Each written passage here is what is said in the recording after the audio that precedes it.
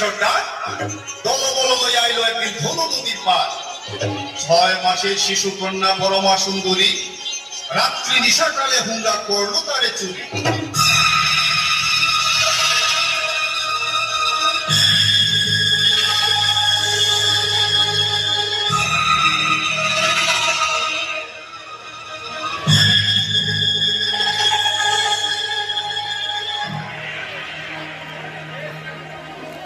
6 মাসের শিশু কন্যা বছরের হইল, পিঞ্জিরা রাখিয়া পঙ্খী পালিতে লাগিল।